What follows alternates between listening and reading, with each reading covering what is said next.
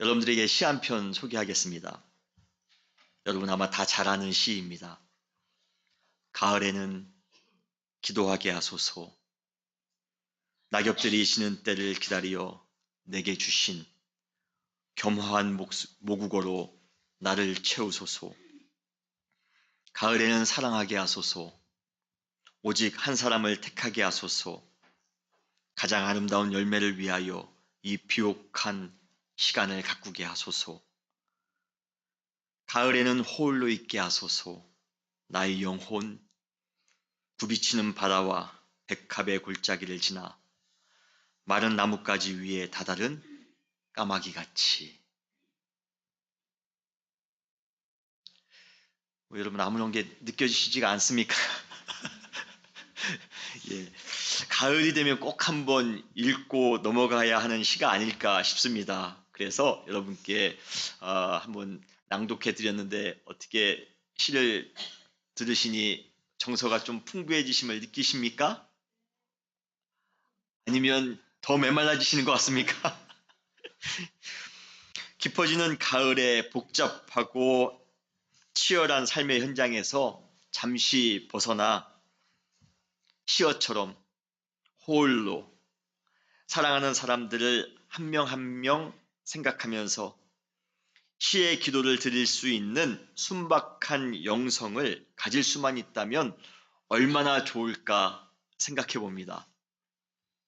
그리고 잠잠히 하늘의 빛을 담고 있는 호수에서 추수하여 텅 비어있는 넓은 옥수수 밭에서 심지어 홀로 쓸쓸히 떨어지는 낙엽에서도 하늘의 의미를 발견할 수 있는 거룩한 감성이 우리 속에 있다면 우리의 삶은 얼마나 풍부해질까 또 한번 생각해 보았습니다.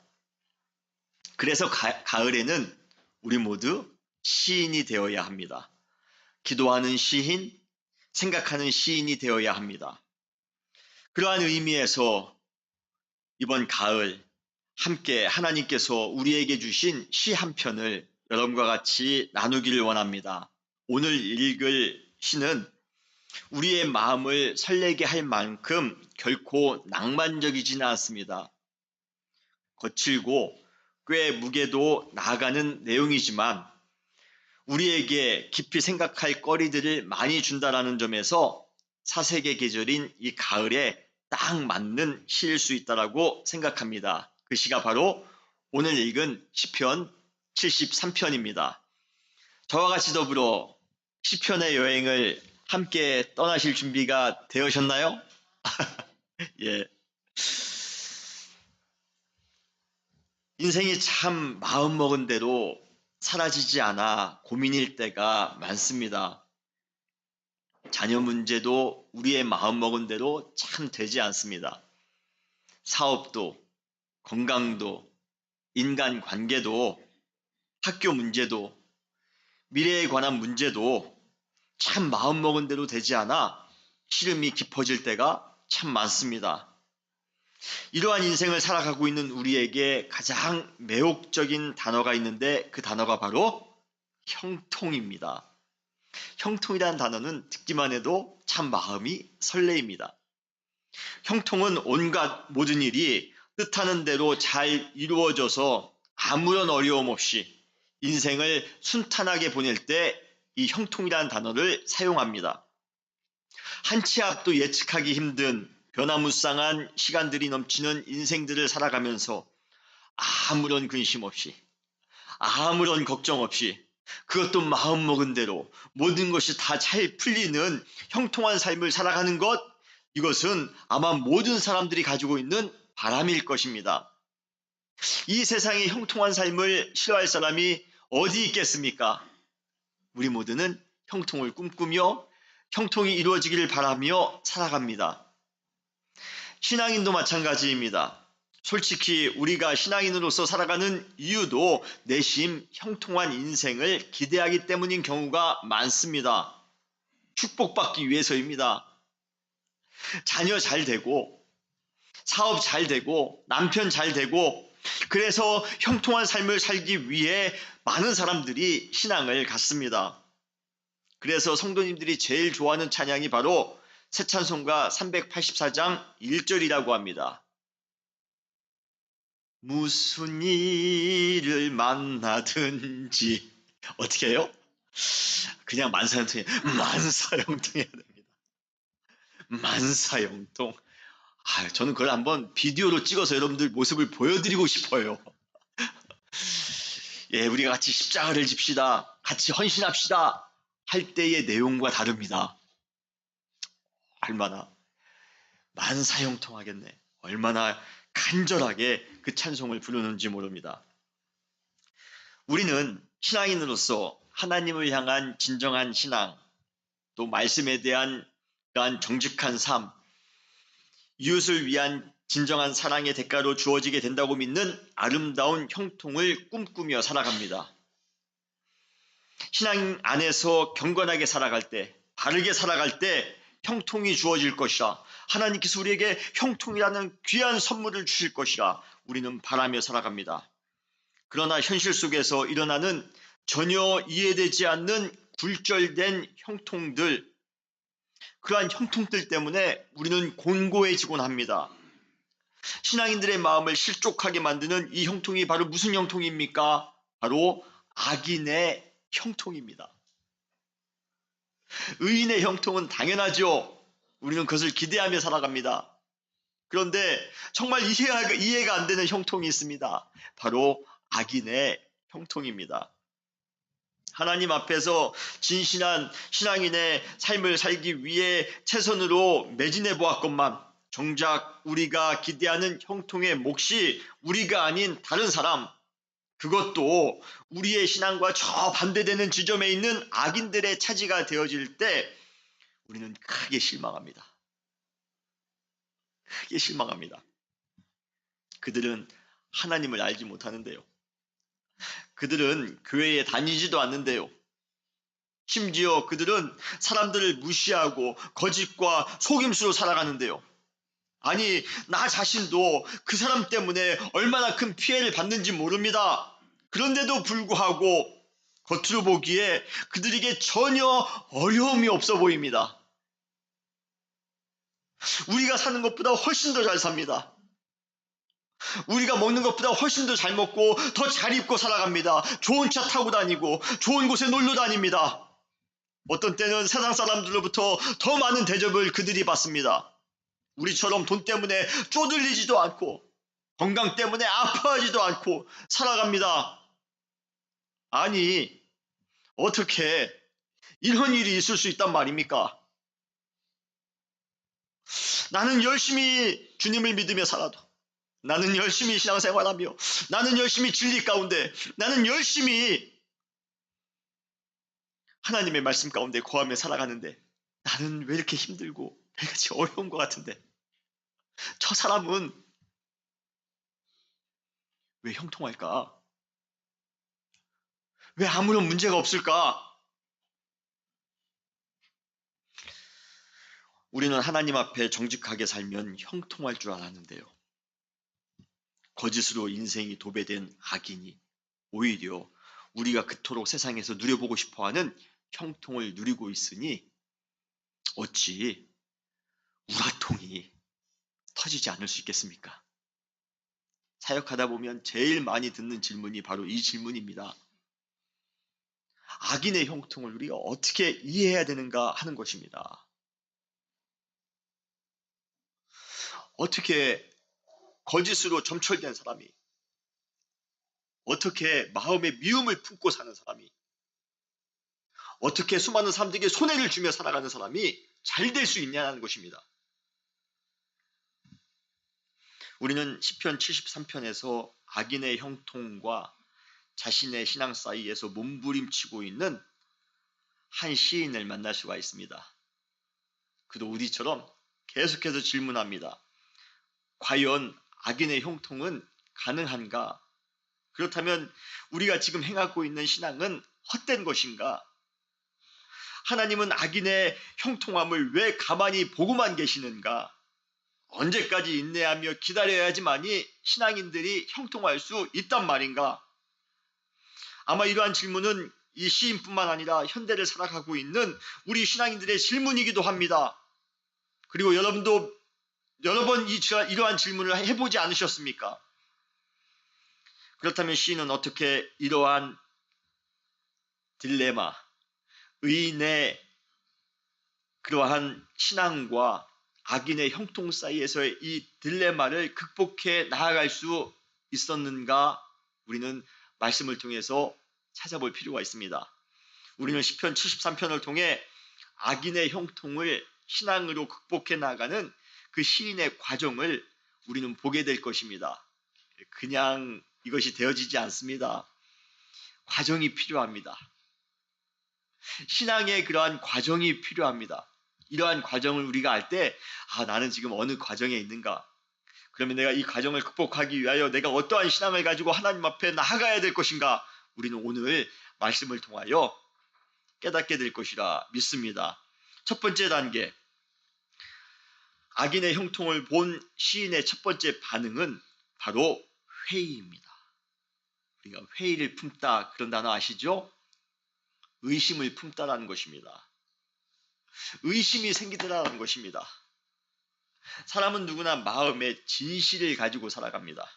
그런데 본인이 생각해왔던 이 진실과 지금 현재 이 현실 가운데 이루어지고 있는 그러한 현실 사이에 큰 차이가 생길 때 우리는 그 진실에 대해 의심을 품게 됩니다. 그렇지 않습니까?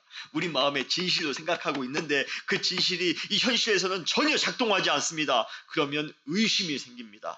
회의가 생깁니다. 사람은 누구나 동일하다. 얼굴색과 상관없이, 나이와 상관없이, 성별과 상관없이, 가진 것과 상관없이 사람은 모두 동일하다. 우리 모두가 가지고 있는 진리 아닙니까? 진실 아닙니까? 그런데 현실에 들어가다 보면 그것이 작동되어지지가 않습니다. 차별받는 사람이 생기고 나도 어느 순간에는 차별을 받더라는 것입니다. 모든 사람들이 다 동일한 줄 알았는데 현실은 그렇지 않게 우리의 마음에 무엇이 생깁니까? 의심이 생기는 겁니다.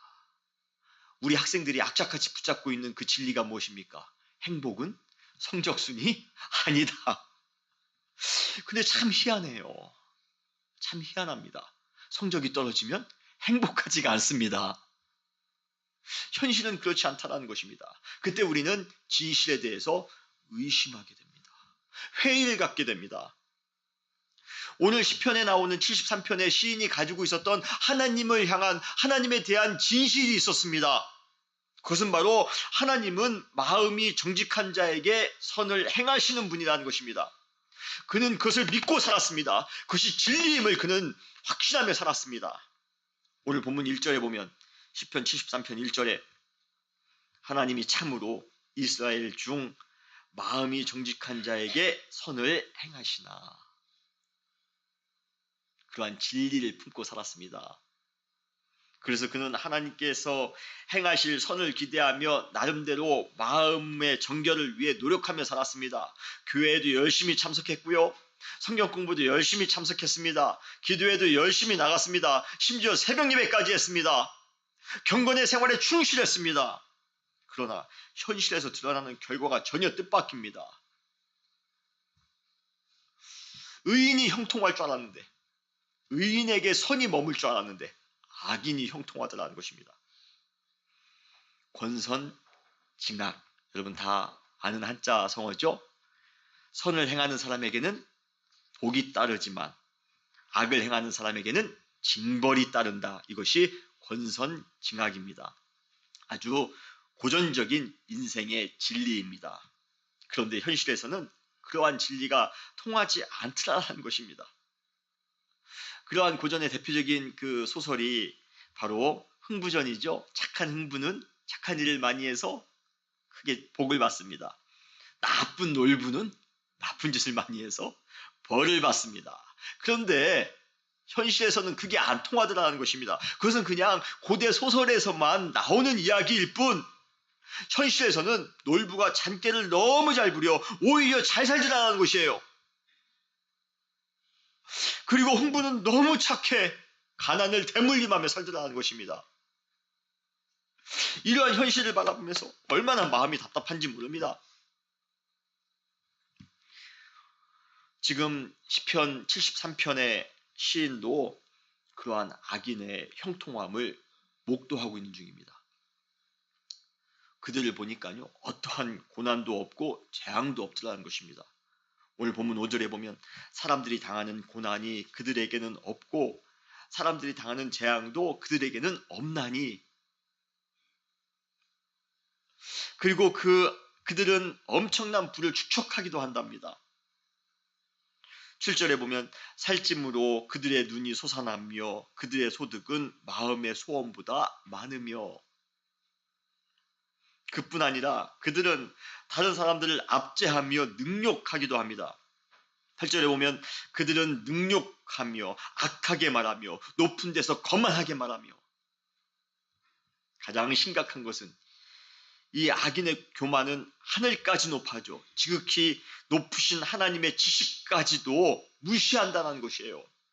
11절에 보면 하나님이 어찌하랴 주존자에게 지식이 있으랴 하는도다. 기고만장한 악인의 모습과 악인의 형통 앞에 시인은 너무 어이없어 실족하여 넘어질 뻔했다라고 고백합니다. 오늘 보면 2절로 3절에 보면 나는 거의 넘어질 뻔하였고 나의 걸음이 미끄러질 뻔하였으니 이는 내가 악인의 형통함을 보고 오만한 자를 질투하였음이로다. 의인이 잘 나가면, 의인이 축복을 받으면 교훈으로 삼을 텐데 악인이 형통하더라는 것입니다. 죄가 많은 사람들이, 정말 거짓으로 점철된 사람들이 잘 나가더라는 것입니다. 그 형통함을 보고 넘어질 뻔했다는 것입니다. 너무 어이가 없다는 것이에요. 어떻게 하나님이 살아계시다면 저러한 거만한 악인들의 형통을 보고 그냥 방관하실 수 있단 말입니까? 이 말도 안 되는 기가 막힌 현실 속에 시인은 그동안 간직하고 있었던 신앙의 진실에 회의를 품기 시작합니다. 하나님은 마음이 정결한 자에게 선을 주신다라고 했는데, 아니 그렇지 않은가 봐. 내가 하나님에 대해서 그렇게 진실되게 알았는데 하나님은 정말 그렇지 않으신가 봐. 신앙에 회의가 들기 시작합니다. 의심이 들기 시작합니다. 아마 이 시인뿐만 아니라 진정한 신앙인들이라면 누구나 이 회의적인 질문을 하지 않을 수가 없었을 것입니다. 부정한 사람들, 거짓을 밥 먹듯이 하는 사람들, 선한 사람들의 마음에 깊은 생채기를 주는 사람들, 가진 자와 권력으로, 가진 것과 가진 부와 권력으로 약한 자를 짓누르는 포악한 사람들,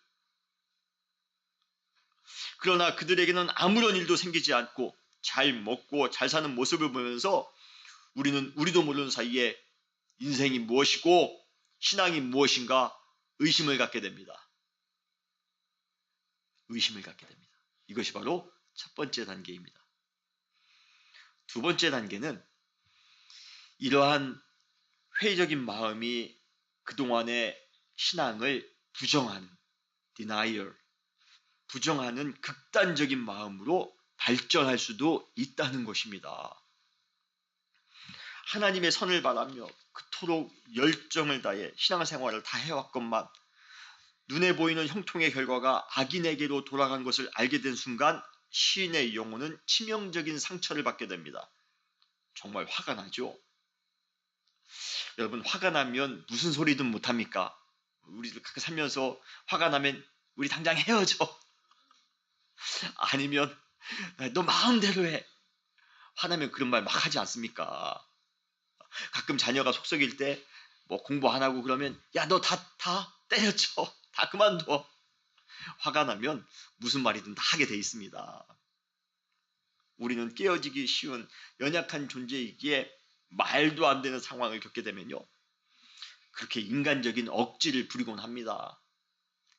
투정을 부리고 땡깡을 부리곤 합니다. 시인 역시 악인의 형통을 도저히 믿음으로 이해할 수 없었나 봅니다.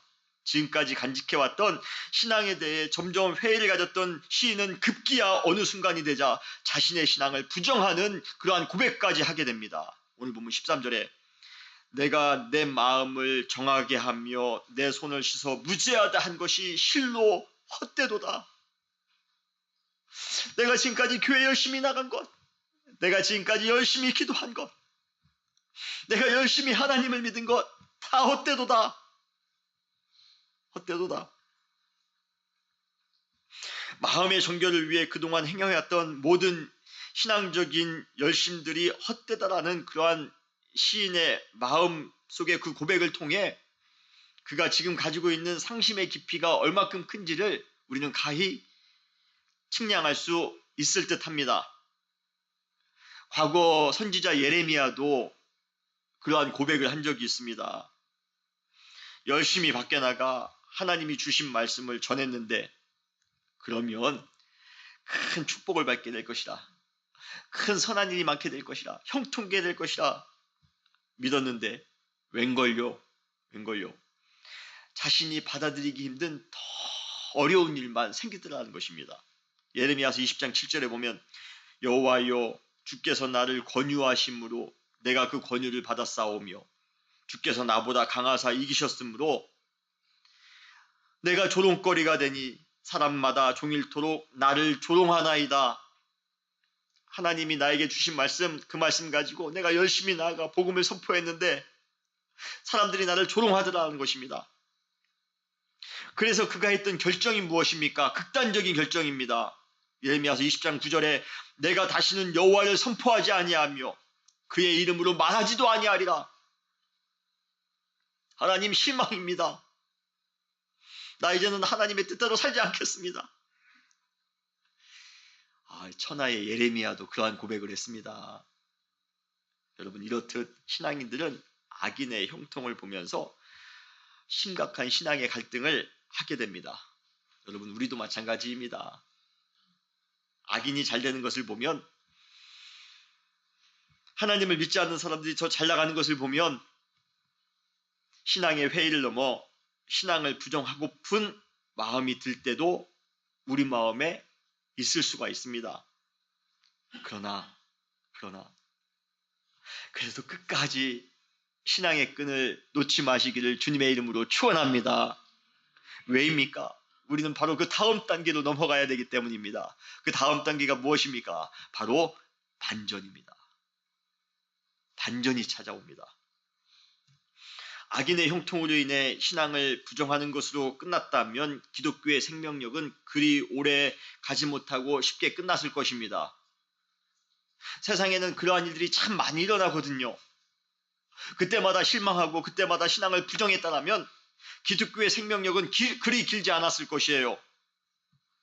진실한 신앙인들에게 있어 신앙의 부정은 역으로 신앙의 끈을 다시 한번 잡아보겠다라는 마지막 결단인 경우가 많이 있습니다.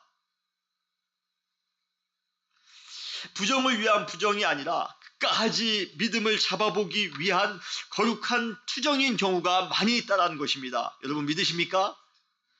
시인의 경우도 마찬가지입니다. 그는 답답한 현실을 보면서 부정적인 고백을 했습니다만 그럼에도 불구하고 그는 마지막 신앙의 끈을 붙잡기 위해 어디로 들어갑니까? 하나님의 성소로 들어갑니다. 오늘 17절에 보면 하나님의 성소로 들어갈 때야.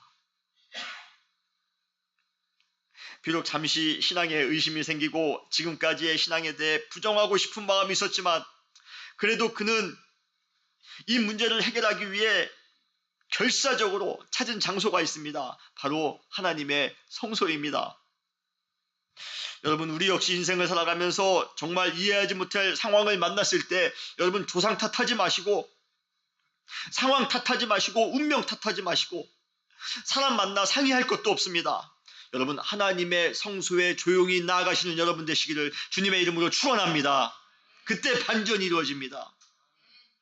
그렇다면 성소는 어떠한 장소입니까? 바로 그곳은 하나님이 임재하시는 장소입니다. 하나님께서 계시는 곳이기에 우리의 모든 문제와 고민을 해결할 수 있는 곳이 바로 성소입니다. 다윗도 그랬습니다.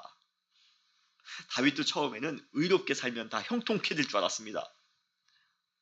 정직하게 살고 깨끗하게 살면 빨리 왕관 쓰고 내가 왕으로서 살 줄 알았습니다. 그런데 하나님의 뜻대로 살지 않은 저 사울 왕이 더 잘 나가더라는 것입니다. 사울 왕이 더 형통케 되더라는 것입니다. 그리고 나는 하나님을 섬기며 진실되게 살아가고 있는데 유대 광야에서 매일같이 고생만 하더라는 것이에요. 그때 의문이 생겼습니다. 그때 의문이 생깁니다. 그런데 그 의문이 어디에서 풀립니까? 바로 하나님의 성소에서 풀립니다.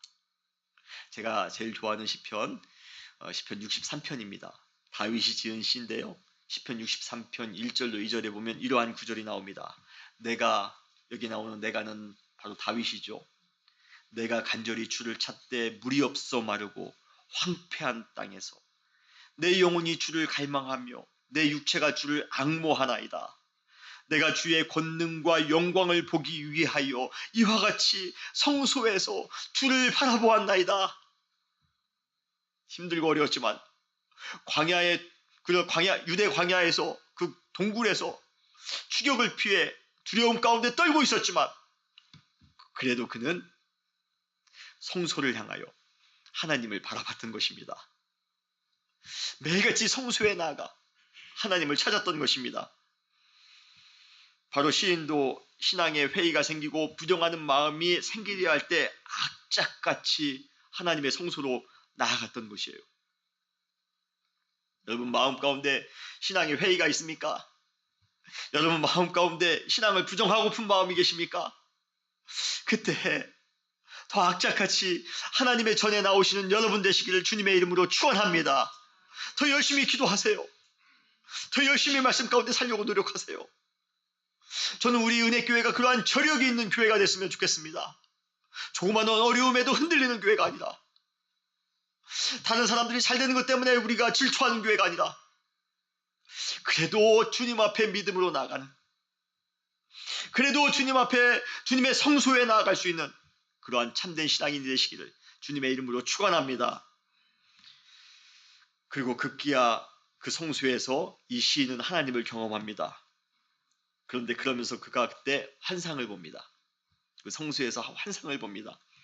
그 환상을 통해 자신이 그동안 고민해왔던 악인의 형통에 대한 문제를 아주 명쾌하게 해결할 수 있었습니다. 그 환상이 바로 악인의 결국에 관한 것이었습니다. 악인의 final destiny, 악인의 결국에 관한 것이었습니다. 오늘 본문 시편 73편 18절로 20절에 보면 주께서 참으로 그들을 미끄러운 곳에 두시며 파멸에 던지시니 그들이 어찌하여 그리 갑자기 황폐되었는가 놀랄 정도로 그들은 전멸하였나이다.